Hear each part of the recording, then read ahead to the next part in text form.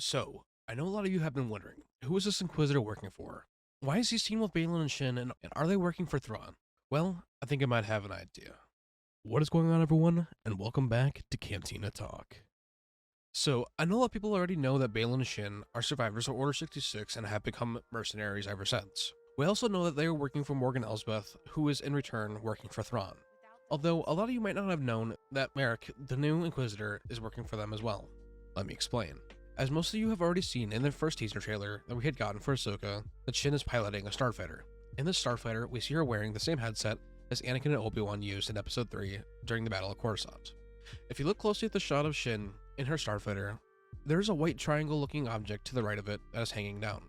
Interestingly enough, I have a leaked photo from last year's Comic-Con that shows this Inquisitor in the same exact ship. If you look to the right of this photo of the Inquisitor, the triangle is here as well. Also, shout out to Jar Jar Jargon for supplying this photo.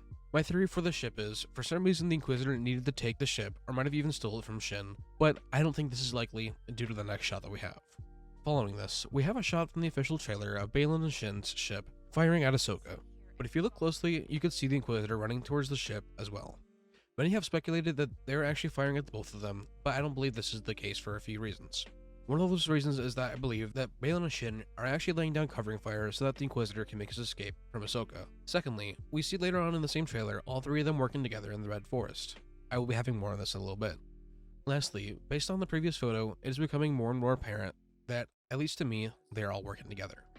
And I think they all came together for a certain piece of machinery or equipment, maybe even a certain hyperdrive that could have been in the shipyard that Morgan Elsbeth owns. Also, in one of the ships could have been coordinates to navigate through the unknown regions based off of how old some of these ships look. I am now going to move on to the Red Forest section of this video.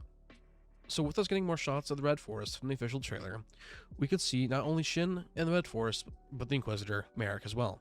Sabine and Shin are going to face off while Ahsoka and the Inquisitor face off simultaneously. Baylan is seen later on waiting in the dome that Morgan Elsbeth had activated.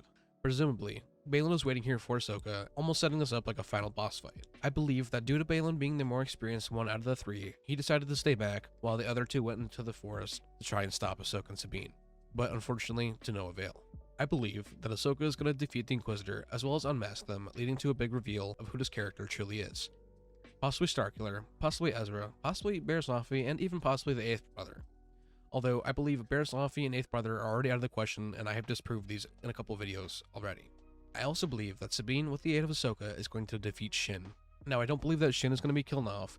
I actually think that she might flee and will come back in the Heir to the Empire movie.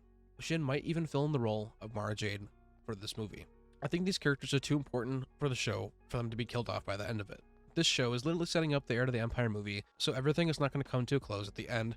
I honestly believe we're either going to be left off on a big cliffhanger or the setup of Heir to the Empire. I do think, however, that Baylan is going to die at the hands of Ahsoka. We also know that Baylan and Shin are working for Morgan Elsbeth and are on a mission for her. I believe that Marrok is working for her as well. And that's how all four of these characters end up being tied together. As sad and unfortunate as the news is for Ray Stevenson's passing, I think that Disney and Lucasfilm are going to honor his legacy and try not to bring him back in Heir to the Empire with CGI or deepfaking him. It would be really cool if Ray Stevenson already filmed his scenes for Heir to the Empire if he's going to have any, but I believe they would have waited for the rest of filming to start for this all to happen. R.I.P. Ray Stevenson. Quickly, I don't know if a lot of people know this or not. This isn't Ray Stevenson's first time in the Star Wars universe. He actually voiced Gar Saxon in the Clone Wars as well as Rebels. I will miss him, and I know a lot of you will as well. To close this off, I'm really excited for this show to come out. I know a lot of you are as well. Lastly, I would just like to say I'm going to be doing live watch parties of these episodes when they release at 2 a.m. Central Time for me on Tuesday nights. As well, Jar Jar Jargon and I are going to be starting a podcast like Nerd Theory called Cantina Jargon. This will be happening on Sunday nights before the new episodes of Ahsoka come out on Tuesday nights. I would love to see some of you guys there. With all that being said, I hope you guys all enjoyed the video. Let me know what you think in the comments down below. And lastly, may the Force be with you all.